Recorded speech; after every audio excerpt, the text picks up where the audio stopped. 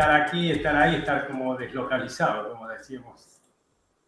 Recién lo voy presentando, ya, a ver, voy presento todo. Sí, el título es Reacciones de absorción y desorción en la superficie de óxidos metálicos, materiales y minerales. Y como subtítulo sería o cómo ser a la vez superficial y materialista. Sí, superficial porque a mí siempre me ha gustado estudiar lo que le pasa a la superficie de los óxidos, los materiales, los minerales, siempre cuando están en contacto con una solución acuosa, más que nada entonces la interfaz sólido-líquido, sólido-solución acuosa, pero los chicos, las chicas nuevas que están trabajando acá con nosotros quieren hacer algo más útil, es medio que a veces los aburre ver tanta físico-química o química inorgánica de la superficie, quieren hacer algo, desarrollar algo con lo que saben para que sirva para algo, ¿sí? O sea que nos hemos también un poco ido para el lado de los materiales, por eso está la parte de materialista ahí también. Yo soy más superficial, pero los chicos, las chicas nuevas son más materialistas en ese sentido. Bueno, un poco dejando la broma, empezamos a ver qué es lo que tenemos para hoy, ¿sí? Vamos a hacer una mínima introducción para ver un poco de las analogías entre los iones metálicos, principalmente metales de transición en solución acuosa, y su reactividad en la superficie de los sólidos y minerales. ¿Sí? Vamos a ver que la reactividad tanto en solución acuosa como en la superficie es bastante similar, o sea que si uno sabe cómo reaccionan en un lado, puede entender cómo reaccionan en el otro. Vamos a ver un poquito del mecanismo de reacción. Todos sabemos que haciendo un poco de cinética podemos tener buena información sobre mecanismos de reacción. Y después les voy a contar un poco sobre los experimentos que hacemos. Usamos espectroscopía ATR, FTIR para seguir, por ejemplo, la cinética de los procesos. ¿Sí? Hacemos cinética de absorción y desorción. Un poquito voy a hablar sobre el mecanismo de desorción de glifosato, que hemos estado estudiando bastante en los últimos años, de glifosato, desorción desde la superficie de goetita, un mineral muy común en los suelos, algo del modelado que aplicamos para ver cómo es este mecanismo, y por último, unas 3 o 4 transparencias de lo que estamos haciendo con materiales, con minerales y minerales sintéticos. Entonces, en la introducción, para entender la reactividad de la superficie de minerales, es muy instructivo hacer una analogía con la reactividad de iones metálicos en solución acuosa. La reactividad de un ion metálico en solución acuosa es muy parecida a la reactividad de un ion metálico en la superficie. ¿Sí? Cuando uno tiene un ion metálico en solución acuosa, por ejemplo, cuando uno escribe en una reacción química este hierro 3 acuoso, el acuoso significa que el hierro 3 está rodeado de moléculas de agua. En general es mucho más correcto escribir a esta especie como este complejo. Es un hexaacuo complejo de hierro 3, es un complejo octaédrico. Si uno lo ve en 3 dimensiones, lo que realmente tiene la especie que hay ahí en solución acuosa es esta, el catión central, el hierro 3, rodeado de 6 ligandos, en este caso 6 ligandos agua. Si uno une los oxígenos con línea, lo que va a obtener es esto, ¿no es cierto? Es la visión del complejo como si fuera un poliedro, y de ahí es que viene el nombre de un complejo octaédrico, ¿no? La figura geométrica que tenemos acá es un octaedro. Todo lo hemos visto en química inorgánica en segundo año casi seguro, o sea que esto no es nada nuevo, pero nos va a servir para arrancar ahora. Otra forma de describir un poquito esto es más, a veces como hacen los orgánicos con el carbono, bueno, que lo ponen con 4 enlaces, pero de esta forma nos va a ser bastante útil también para visualizar algunas cositas más adelante.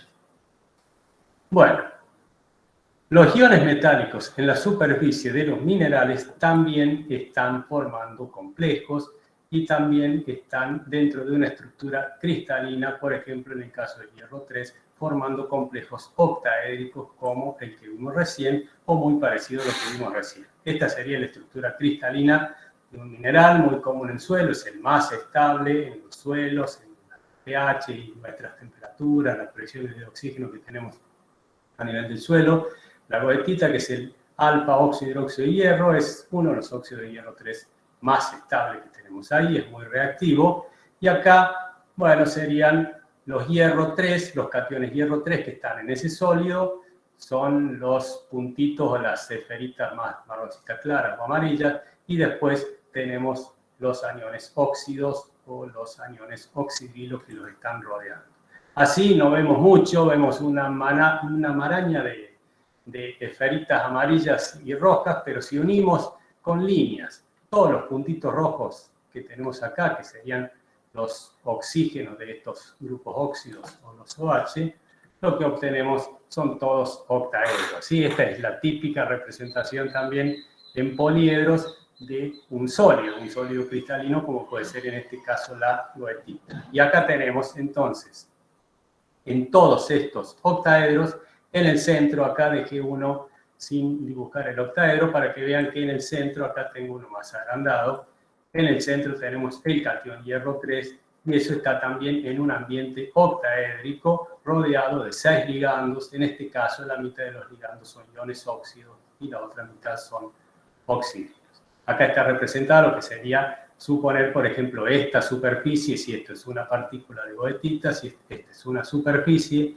y si esta superficie está en contacto con una solución acuosa, todos estos cationes hierro 3 y sus ligandos van a estar en contacto con esa solución acuosa, los iones que están ahí disueltos, y entonces van a participar de reacciones, estos cationes hierro 3, con las sustancias que estén disueltas en el agua y con las mismas moléculas de agua. O sea, los iones metálicos en la superficie deberían participar en el mismo tipo de reacciones que cuando están en solución. Y entonces, hacer la analogía de cómo reacciona un catión en solución, con un complejo de estos en solución acuosa, con un complejo de estos en la superficie de minerales, nos ayuda muchísimo a entender la reactividad de la superficie. Y bueno, es eso lo que normalmente nosotros hacemos cuando estudiamos fenómenos de absorción, fenómenos de desorción, cuando estudiamos la reactividad de esta superficie de los minerales o los materiales que están formados, por ejemplo, con óxidos de hierro o cualquier otro óxido metálico. Una reacción que es una reacción clave para los complejos en solución y también en la superficie es la reacción que se llama reacción de intercambio de ligando o sustitución de ligando. ¿Sí? Es clave. Y la reacción es bien común, todos la hemos visto también en química inorgánica. Acá tenemos un complejo, el catión central con sus 6 ligandos en este caso. Y en esta reacción de sustitución, uno de los ligandos, L por ejemplo se sustituye por un ligando entrante, que sería en este caso el ligando I, y entonces se va el ligando L y entró el ligando I. En este caso es una sola etapa, pero si la concentración del ligando I es suficientemente grande y la constante de equilibrio acá son suficientemente grandes, obviamente este catión central se puede terminar coordinado a 6 ligandos I. Y el ligando que está entrando es justamente el que se llama ligando entrante, y el que está saliendo es el ligando saliente. En la superficie pasa exactamente lo mismo. Si tenemos este catión, hierro 3, acá en la superficie, supónganse, acá va a estar coordinados a iones óxidos y oxidrilos. El que está acá ya tocándose con las moléculas de agua de la superficie, se puede protonar, se puede deprotonar, y supónganse que acá tengamos una molécula de agua coordinada a ese catión central. Y tengamos en solución acuosa algún anión que sea un buen ligando, un sulfato, un fosfato, arseniato, glifosato, cloruro, etcétera, etcétera. Bueno, si la concentración es alta, este puede actuar como ligando entrante, la molécula de agua como ligando saliente, y entonces ocurre la reacción química en la que el ligando entrante queda coordinado al catión central, ¿sí? Y se nos fue la molécula de agua. Esto es una típica reacción de sustitución o intercambio de ligando, tal como ocurre en solución acuosa, y resulta esta reacción acá, cuando tenemos los cationes hierro 3 en la superficie, resulta en que el ligando entrante, que terminó coordinado al catión central, es una molécula que termina absorbida en la superficie de ese sólido. Si entran varios, si se pegan acá, se pegan ahí varios, bueno, vamos a tener la superficie hasta saturada con estos ligandos y una capacidad de absorción bastante alta por esa superficie. Todo va a depender entonces de cuál es la afinidad de este catión hierro 3 acá en la superficie por ese ligando entrante para que esta superficie o este sólido acá sea un buen absorbente o un mal absorbente de esta sustancia. La sustitución de ligandos, entonces, es una reacción muy importante para la absorción de aniones, moléculas y cationes. Y tienen que ser, en general, tienen que ser buenos ligandos para que se puedan unir a los cationes de la superficie. Hay muchísimas sustancias, ya les dije, algunos recién que son buenos ligandos en el ambiente. A mí siempre me interesó hacer este tipo de estudios con sistemas que estén relacionados con la parte ambiental. Por ejemplo, el fosfato es un muy buen ligando que está en suelos, en aguas subterráneas, en aguas superficiales. Glifosato, ya les voy a contar cosas sobre el glifosato, y también sustancias más poliméricas como polielectrolitos como los ácidos fúlvicos, los ácidos húmicos. Esto es materia orgánica de los suelos, el humus, lo que le da el nombre de humus a los suelos. Bueno, estos son polielectrolitos. El ligando acá es casi siempre, tiene muchos grupos carboxilatos que actúan como ligando y se unen muy fuertemente a la superficie. Si estas sustancias están actuando como ligandos entrantes, vamos a tener absorción de estas sustancias sobre la superficie. Si están actuando como ligandos salientes, vamos a tener desorción. Ustedes me disculpan, yo tengo una mezcla para preparar esto, estuve pegando transparencias de todos lados, o sea que tengo algunas mezclas entre cosas en inglés y cosas en castellano. Bueno, ¿cuál es la motivación para estudiar? Hemos estudiado nosotros muchísimo glifosato y fosfato, procesos de absorción y desorción, el mecanismo sobre la superficie de algunos minerales del suelo, más que nada. Bueno, todos saben, el glifosato es un herbicida y Argentina es el tercer país donde se aplica mayor cantidad en el mundo de glifosato, después de Estados Unidos y después de Brasil. Por ejemplo, bueno, estos datos son medio viejos, pero no tienen que haber cambiado mucho, tienen que haber aumentado. En el 2007, 160 millones de kilos de glifosato por año, más o menos, se estaban aplicando en los suelos de la Argentina. Una dosis bastante alta, de 10 a 30 litros de solución por hectárea, y la concentración más o menos que hay de glifosato en esa solución es 0,03 molar. Esto es altísimo, esto es una concentración que satura toda la superficie de los óxidos de hierro que podemos tener en el suelo. Realmente, cuando entra en contacto un óxido de hierro en el suelo con una solución de esta concentración de glifosato, la superficie se satura directamente de glifosato. Lo mismo pasa con fosfato. El fosfato, en teoría, no es nocivo, es un fertilizante, pero bueno, puede terminar llevando al proceso de eutroficación si se aplica en muchísimas cantidades. Y también en el mismo año, en 2007, fíjense, 400 millones de kilos de fosfato se han aplicado en Argentina para fertilizar los suelos. También las dosis son altísimas y muchas veces hasta se lo agrega en forma granular, en forma sólida, o sea que genera soluciones bien concentradas que también saturan la superficie de los minerales que hay en la parte más superficial, por lo menos, de los suelos. Miremos un poquito la estructura de fosfato. Bueno, acá está un fosfato ácido, ¿sí? La estructura de fosfato, y comparémosla con la de glifosato, que tiene este grupo fosfónico, este grupo fosfonato acá. A través de este grupo, el glifosato es muy buen ligando y es casi tan buen ligando como el fosfato. O sea que cuando en el campo el dueño del campo aplica primero fosfato para fertilizar, y a los 2 o 3 meses aplica glifosato, y después a los 2 o 3 meses aplica otra vez fosfato y glifosato, eso todo alternadamente se está aplicando estos dos. Los dos compiten continuamente por los sitios de absorción en los minerales del suelo, y entonces nosotros hemos estudiado bastante cómo se absorbe el glifosato, cómo se absorbe el fosfato, cómo el fosfato desorbe el glifosato, quién se absorbe más, quién se absorbe menos, etcétera, etcétera. Para ver un poquito la competencia entre los dos. ¿Cómo medimos la absorción? Bueno, normalmente la medimos por dos tipos de métodos diferentes. Hay un método que es el más simple, un método batch. Acá hay un dibujito, está una animación. Fíjense, lo que hacemos es lo que hacen ahí la gente que mide absorción también, en tubos de ensayo, tubos de centrífuga, se prepara una solución con la sustancia que uno quiera absorber, la solución de una cierta concentración inicial, se le agregan las partículas del sólido, se agita para que se equilibre, entonces la sustancia que está en solución se va a absorber a la superficie de esas partículas y lo que va a ocurrir entonces es una disminución de la concentración en la solución.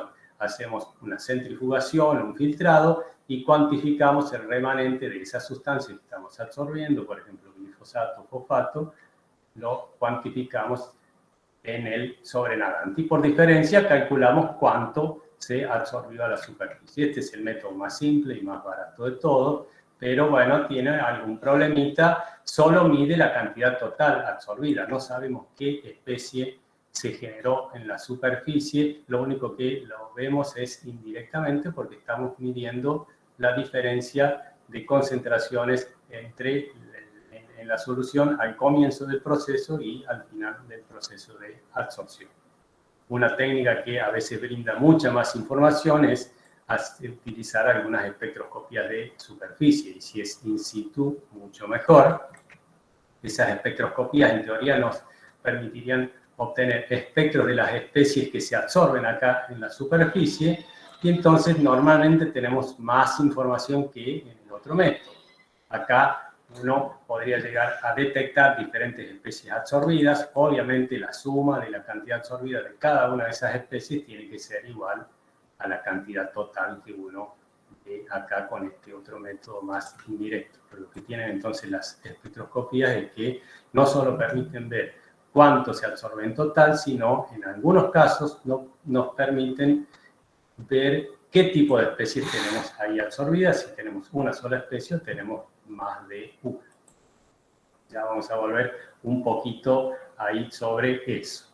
Entonces, la espectroscopía que nosotros usamos normalmente para este tipo de cosas, que nos funciona muy bien, es ATR-FTIR. Es infrarrojo. Tenemos una celda especial de infrarrojo para hacer ATR. Esto sería el cristal sensible. Sobre ese cristal depositamos una fina capa, un film de las partículas de nuestra sustancia absorbente, por ejemplo, de las partículas de goetita, como las dije recién, y empezamos a hacer fluir solución, supónganse una solución con glifosato o una solución con fosfato.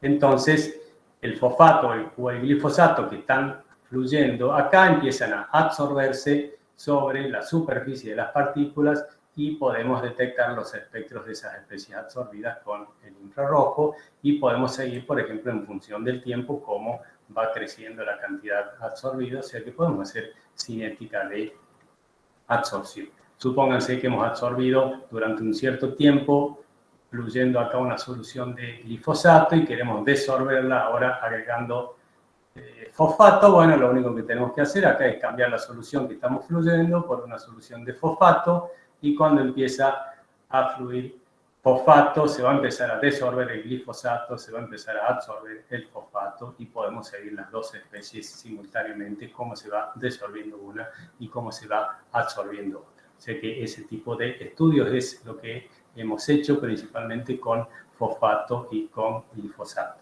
Lo que tiene esta celda es que obviamente podemos, porque esto viene con unos tubitos y tenemos un vaso de precipitado, un líquido, algo así, más cerradito, le podemos controlar muy bien el pH, le controlamos la temperatura, le controlamos la concentración de glifosato, de fosfato, la fuerza iónica, controlamos la velocidad de flujo, o sea que este sistema funciona bastante bien para hacer estudios de cinética de absorción y desorción. Por ejemplo, acá, tenemos datos, esto es para absorción de fosfato en goetita a pH 7. Y estos espectros que estamos viendo acá son típicos de fosfato absorbido. Ya están bien conocidos, los manejamos bien. Y fíjense que acá, y esto es en función del tiempo, ¿sí? Acá debe haber pasado unos 5 minutos, algo por el estilo, 10 minutos, 15, 20, a medida que transcurre el tiempo va creciendo la intensidad del espectro, lo que nos está diciendo que la cantidad absorbida va aumentando. Después, cuando empezamos a desorber, también ocurre lo mismo, lo que sí, la desorción es bastante más lenta, entonces a medida que transcurre el tiempo, la disminución acá en la intensidad es bastante menor que durante la absorción. Acá lo que estamos viendo es que la forma de los espectros es siempre la misma, así que tenemos, en este caso, hay una sola especie. Bueno, hay una mezcla de dos especies, pero el 90 y pico % es una sola especie, y por eso vemos siempre la misma forma del espectro. Y eso, el infrarrojo, nos permite decir que siempre la misma especie es la que se va absorbiendo o la que se va desorbiendo. Y si queremos cuantificar, acá estarían los puntos experimentales, todos los circulitos serían todos los puntos experimentales que vamos obteniendo. Acá yo les mostré solo unos pocos espectros, pero cada 2 minutos, por ejemplo, o cada 1 minuto vamos registrando espectros para obtener toda esta cinética de absorción. Y acá en este punto, por ejemplo, le agregamos electrolito, empezamos a lavar, o le agregamos fosfato, no me acuerdo qué será en este caso, y empezamos, no, le agregamos, no, esto es fosfato, acá pusimos fosfato, empezamos a absorber, se va absorbiendo en función del tiempo, y después empezamos a lavar con electrolito soporte para ver cómo se desorbía, y bueno, tenemos una desorción más lenta, pero podemos seguir tanto la cinética entonces de absorción como de desorción, y con esta metodología podemos entonces medir bastante fácilmente velocidades de absorción o desorción y sacar datos para obtener valores de constantes de velocidad, tanto de absorción como de desorción. Ya vamos a volver un poquito sobre cómo modelamos eso, porque vuelvo para atrás, fíjense, los datos experimentales son los circulitos y las líneas es lo que nos predice el modelo, o sea, estamos pudiendo modelar bien tanto la absorción como la desorción. Ya vamos a volver a eso, pero ahora me interesa ver o volver a la reacción de intercambio o sustitución de ligando, ¿sí? Y nos interesaría ver cómo es el mecanismo de ese tipo de reacciones en la superficie, y lo vamos a ver principalmente para glifosato. Los mecanismos de estas reacciones de sustitución de ligandos en solución son bien conocidos, ya hace 50 años que se conocen, pero en la superficie no se habían estudiado casi nunca. ¿Sí? En solución es bien conocido y hay dos casos límites. Hay dos casos límites. Hay uno de estos intercambios, de esta sustitución, que se llama intercambio disociativo y se lo denota siempre con la letra mayúscula D. El mecanismo simple es el que está especificado acá. Tenemos el complejo inicial, supónganse que este L sea el ligando saliente y este I es el ligando entrante.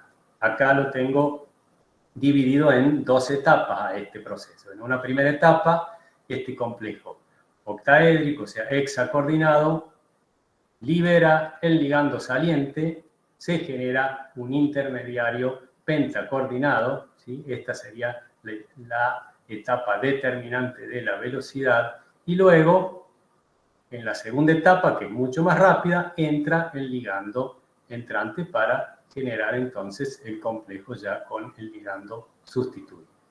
¿Sí? Pero la etapa que controla la velocidad es esta primera, y el ligando entrante está entrando recién en la segunda. O sea que va a depender, la velocidad de esta reacción va a depender mucho de quién sea este ligando entrante, pero casi no va a depender de quién sea, de quién sea este ligando saliente, pero casi no va a depender de quién sea este ligando entrante. Y eso se ve, por ejemplo, esto, acuérdense que es para solución, ¿no? Es para el caso de este complejo de níquel, tiene 6 moléculas de agua y le vamos a poner diferentes ligandos entrantes para que ocurra la reacción de sustitución. Los ligandos entrantes acá fueron sulfato, acetato, sulfocianuro, fluoruro, agua, amoníaco, piridina, sí estamos variando el tamaño, variando carga, variando nucleofilicidad, etcétera, etcétera. Y le medimos la constante de velocidad, le medimos, la midieron acá, ¿no es cierto?, hace 50 años más o menos. Se le ha medido la constante de velocidad, la velocidad, y lo que se ve, que es lo que normalmente ocurre en este tipo de casos, es que la velocidad no varía mucho con el tipo de ligando entrante. Si acá obviamente tenemos variaciones, pero en escala logarítmica vemos que es todo más o menos lo mismo. Si está todo más o menos dentro del mismo orden de magnitud, quiere decir que la dependencia es débil. Cuando hay una dependencia importante, ahí cambian varios órdenes de magnitud la velocidad de la reacción. O sea que si el mecanismo es disociativo, como el ligando entrante está entrando acá en una etapa que no es la determinante de la velocidad, hay muy poca dependencia de la velocidad con la naturaleza del ligando entrante.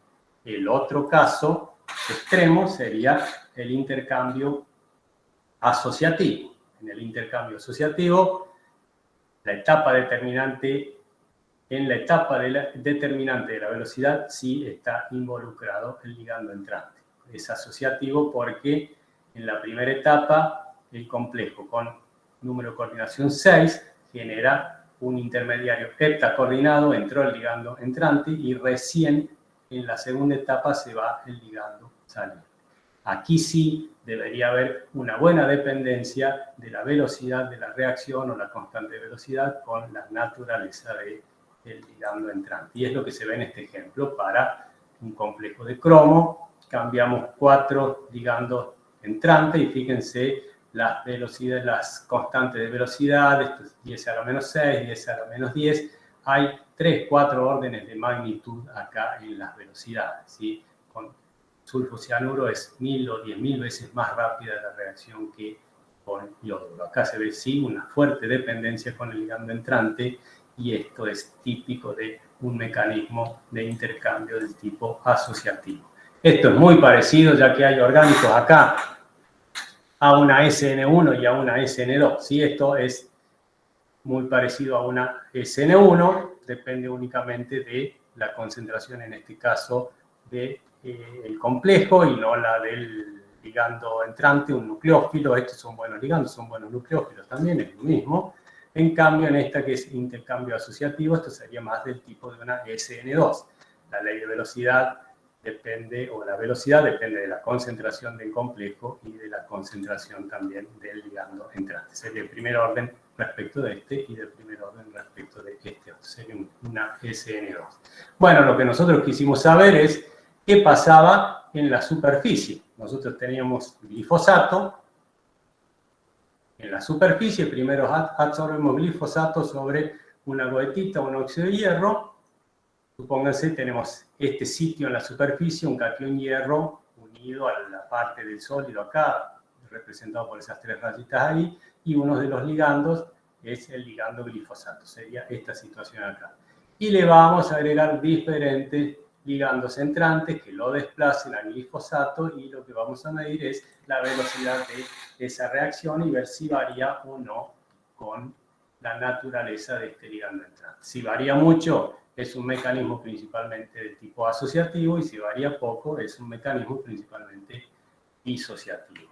Y acá, bueno, usamos diferentes ligandos entrantes, agua, fosfato, sulfato, y le tiramos con todo lo que encontramos en el droguero, ¿sí? Muy buenos ligandos para hierro, oxalato, citrato, polielectrolito, también ácido húmico, hepta, sulfocianuro, etcétera, etcétera.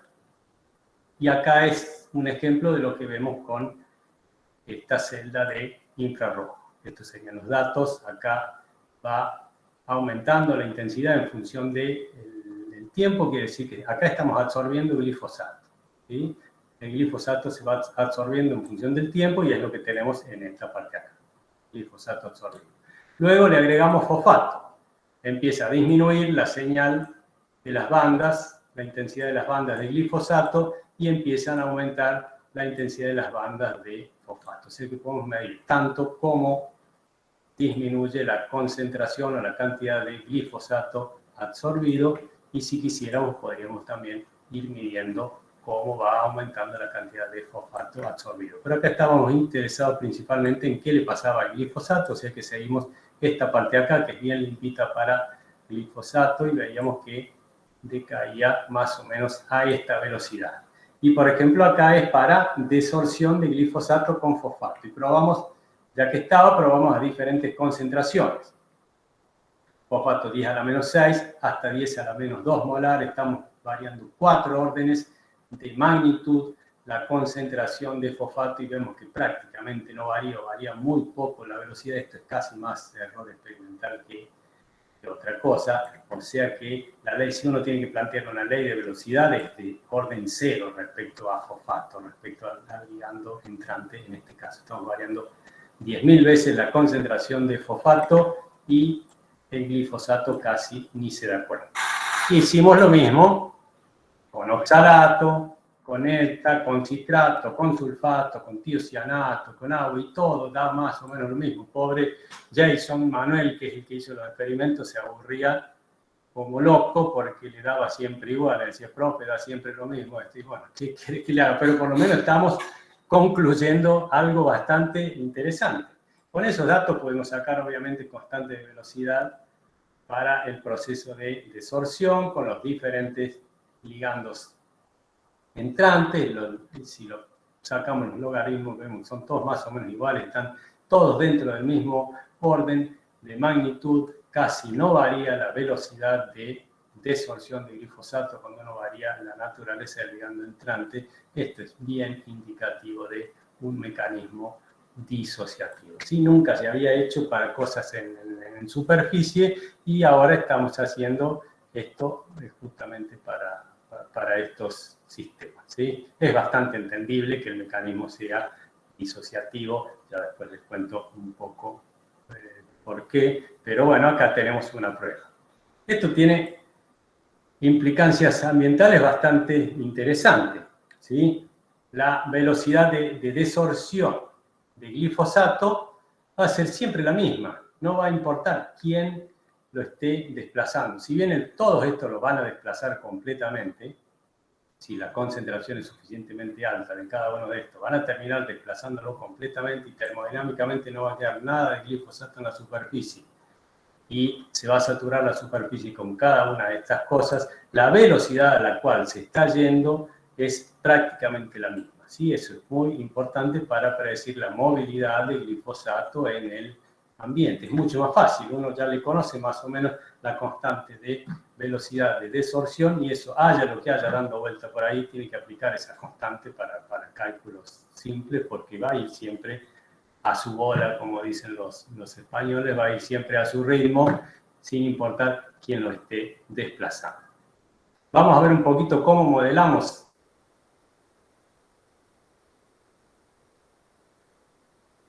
y después lavado con electrolito para ver la desorción. Es bien simple, tenemos que suponer que tenemos fosfato en solución, que hay transporte hacia la superficie, hasta acá o hasta una capa subsuperficial que le llamamos, hasta acá no hubo reacción y después una vez que está ahí, sí, ahí se une o se despega si hay una unión o una ruptura del enlace que es reversible con la superficie. Entonces, tenemos que plantear un par de ecuaciones diferenciales o algo por el estilo, en este caso una sola, pero bueno, necesitamos igualar el flujo acá de transporte en estado estacionario, tiene que ser igual a la velocidad de la reacción esta que va para un lado o para el otro. Jugando un poquito con esta ecuación, se llega a obtener la velocidad de absorción y la cantidad absorbida entonces en función del tiempo. ¿Sí? El modelo es bien simple y entonces cuando nosotros en el modelo ponemos una cierta concentración de fosfato que está fluyendo por el ATR, por la celda de ATR, vamos a tener esta absorción. Cuando en el modelo ponemos que la concentración de fosfato pasa a ser cero, como el equilibrio es ahora para el otro lado, por Le Chatelier, pasa a ser cero, entonces empieza a disolverse y podemos predecir casi perfectamente las velocidades de absorción y desorción. ¿Sí? No solo a esas concentraciones, con esos voy para atrás un poquito. Obviamente, para calcular esas cosas necesitamos conocer o usar ciertos valores de una constante para el transporte, una constante cinética, una constante de absorción y una constante de velocidad de desorción. Con esos valores, que son estos que tenemos acá principalmente, podemos ajustar muy bien la cinética de absorción para diferentes concentraciones de fosfato. Concentraciones bajas, va más lento, y a medida que aumenta la concentración, obviamente la velocidad de absorción va más alta. Con estos valores de constante no solo podemos predecir esta cinética, sino que a tiempos largos podemos calcular los valores que serían de equilibrio, o sea que podemos calcular la isoterma de absorción con esas mismas constantes y estamos realmente prediciendo la isoterma de absorción, que son ya los datos de absorción en equilibrio. ¿Cuál es una de las ventajas que yo les decía de las técnicas estas espectroscópicas? Es que si hay varias especies, es muy probable que las podamos ver y podemos hacer algo de especiación superficial. En el caso del fosfato, si uno trabaja con absorción en goethita a altos pH, tiene una sola especie, y este es el espectro, es el que uno obtiene a pH 9. Es una especie que está donde el fosfato está coordinado al hierro de la superficie y está prácticamente deprotonado. En cambio, si uno se va a pH bien bajos, esta especie adquiere un protón extra y cambia el espectro bastante. ¿Sí? Uno puede diferenciar entre esta especie superficial o esta. En algunos casos vamos a tener esta sola, a pH bien bajo vamos a tener esta otra, y a pH intermedios, por ejemplo acá a pH 4,5 tenemos las dos. A pH 9 vemos que es siempre el mismo espectro, igual que este negro acá, o sea que es siempre la misma especie que va subiendo cuando se absorbe y va bajando cuando se desorbe. Pero acá tenemos dos especies, va cambiando la forma del espectro a medida que se va acoplando a la superficie. Bueno, eso se puede modelar también bastante fácilmente. Hacemos más o menos lo mismo, hay transporte hasta la superficie, suponemos que hay una sustancia que se pega, pero una vez que está pegada puede haber un cierto tipo de transformación en la superficie que no sabemos bien qué puede ser, seguramente es una protonación o deprotonación o algo por el estilo, y entonces vamos a terminar teniendo dos especies en la superficie, por ejemplo una protonada y otra deprotonada, y las dos están en equilibrio y a su vez en equilibrio con lo que terminaría habiendo ahí en solución. Y bueno, las ecuaciones diferenciales ahí para ver esta cinética nos permiten ver justamente acá las líneas, es lo que nos predice lo que le pasa a la especie A, por ejemplo, y a la especie B, y el total de la absorción. Si hubiésemos medido con el método Batch, lo único que podríamos haber medido es esto. En vez con la espectroscopía estamos viendo cuánto hay de una especie y cuánto hay de otra especie. O sea que estamos teniendo bastante más información sobre lo que le pasa a la superficie.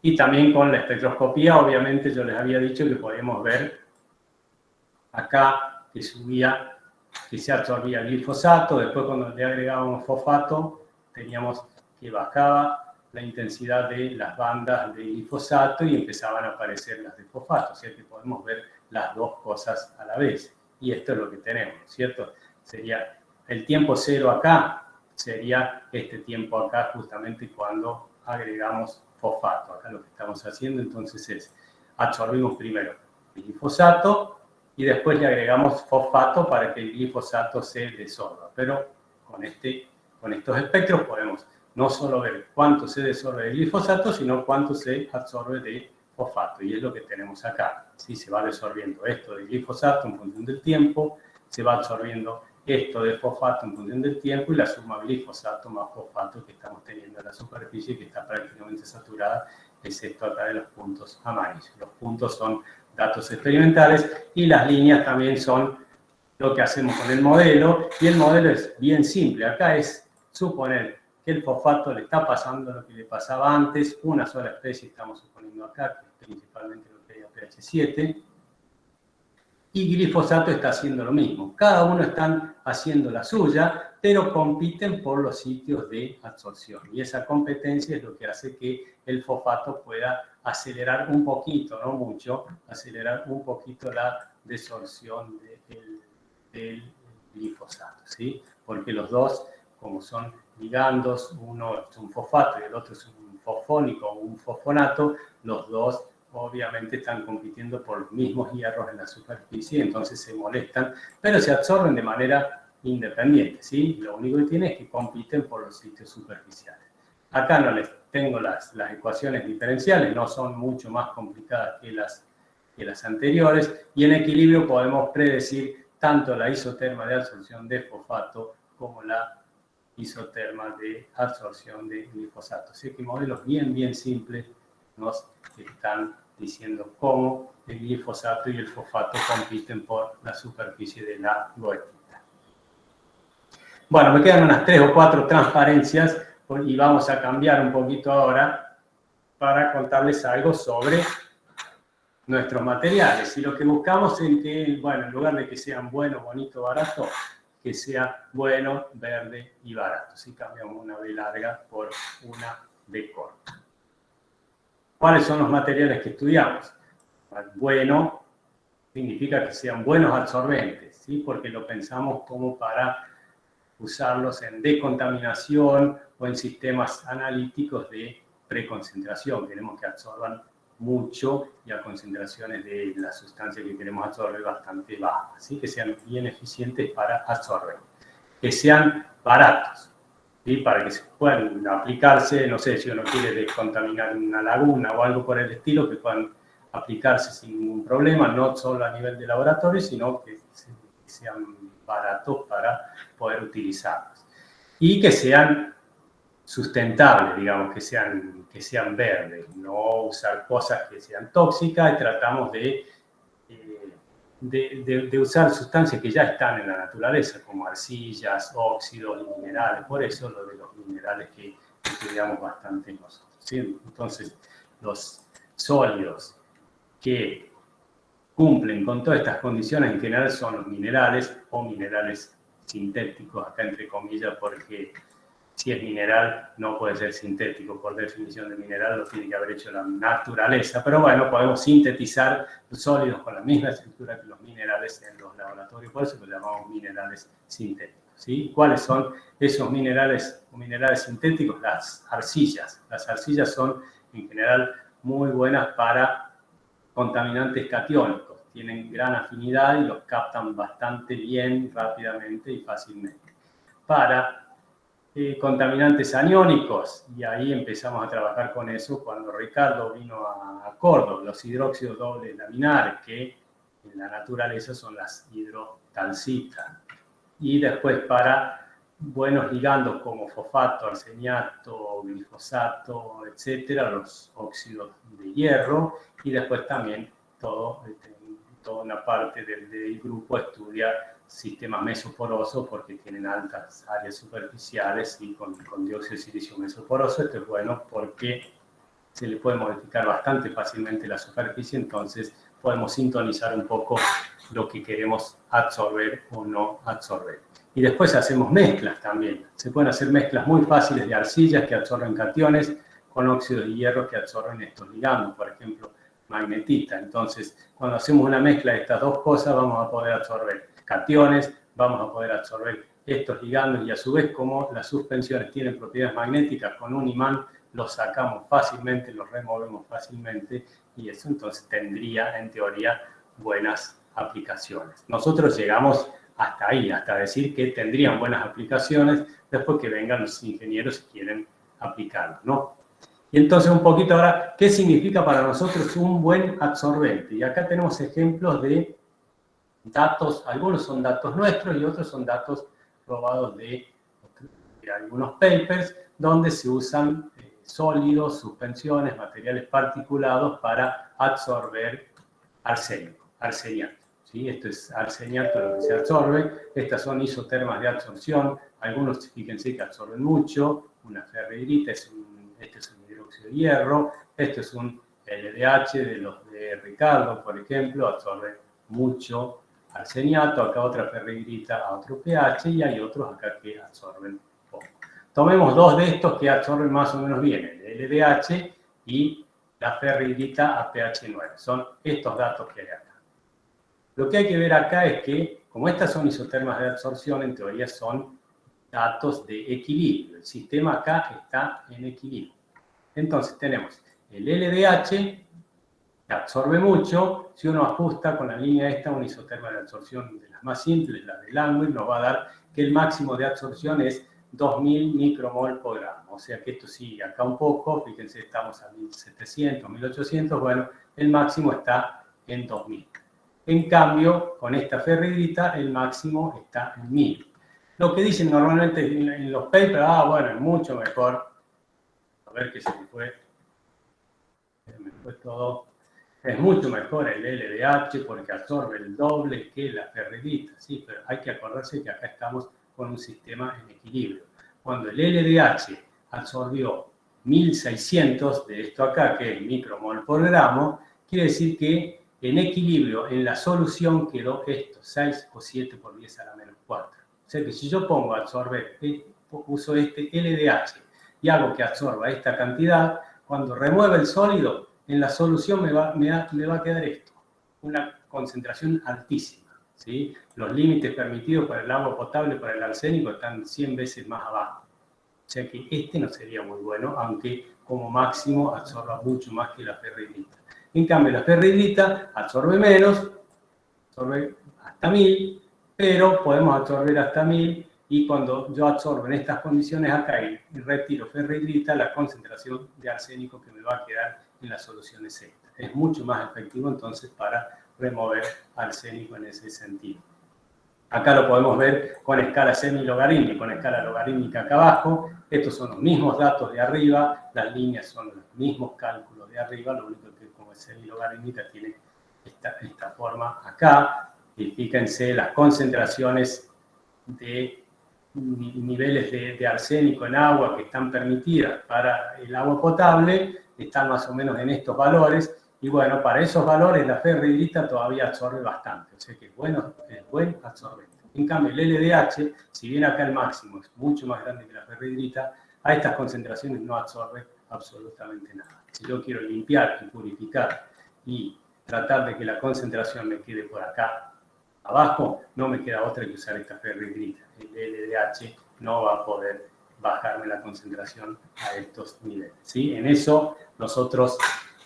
de esa manera nosotros vemos cuando tenemos un buen absorbente o un mal absorbente. No es tanto en la cantidad máxima que hay que mirar, sino lo que hay que mirar es la constante de equilibrio de esa reacción. Mientras más grande la constante, más afinidad y mejor va a absorber. Fíjense la constante para este caso del LDH, 6 por 10 a la 3, en cambio para la ferrihidrita es el doble. No, es 3 órdenes de magnitud más grandes, 1000 veces más grande, 2 por 10 a las 6. Es mucho más eficiente entonces como absorbente la ferrihidrita. Y una última transparencia antes de los agradecimientos. A veces queremos que sea buen absorbente y a veces queremos que no sea tan buen absorbente o que en ciertas condiciones sea buen absorbente y en otras condiciones no sea tan buen absorbente. Este es el caso para la absorción también de arseniato en magnetita. Y fíjense, a pH 4 la absorción es alta. Esto también es una isoterma de absorción, ¿no? A pH 4 la absorción es alta y la constante de absorción es bastante grande, o sea que es buen absorbente para el arsénico, la magnetita. Pero si queremos absorber a pH 11, no se absorbe absolutamente nada. Es un muy mal absorbente. Pero bueno, para los analíticos esto les viene perfecto porque lo podemos usar en algún sistema de preconcentración y en algún sistema de flujo así para hacer análisis de arsénico o de arseniato. ¿Qué es lo que haría? Tenemos acá la solución de arsénico, acá tenemos magnetita en este dispositivo acá y lo ponemos a pH 4. Entonces empezamos a fluir la solución esa de arsénico a pH 4 y se va a absorber en la magnetita porque a pH 4 es buen absorbente. Entonces hacemos fluir por un rato, se va a absorber, se va a concentrar acá el arsénico, porque se va a absorber en la superficie de de la magnetita, y después cuando querramos detectar, lo único que tenemos que hacer acá es cambiar el pH a esto a 11. Entonces, cuando empiece a fluir la solución a pH 11, se va a disolver todo, porque la afinidad que tiene es prácticamente nula. Se va a disolver todo el arsénico y va a aparecer concentrado en un pulso acá. Si la desorción es rápida, va a aparecer todo ese arsénico concentrado en un pulso, entonces lo hemos preconcentrado y lo podemos detectar sin ningún problema. O sea que a veces queremos que sea buen absorbente, a veces queremos que sea mal absorbente, y bueno, hacemos uso de eso para más o menos aplicarlo en alguna situación interesante. Conclusión principal: hacemos cosas de superficie, y acá viene el chiste de nuevo. Hacemos cosas de superficie, hacemos materiales. Más que conclusión, es una pregunta: ¿seremos entonces superficiales y materialistas? Yo creo que sí. ¿Qué le vamos a hacer? Acá la foto de parte del grupo. En realidad acá hay dos grupos: está la gente que trabaja conmigo y está la gente que trabaja con Graciela. Esto fue antes de la pandemia, tendremos que sacarnos otra foto. Esto fue durante la pandemia. La gente con mi grupo trabaja mucho más con glifosato, fosfato y ese tipo de cosas, un poco de arcilla.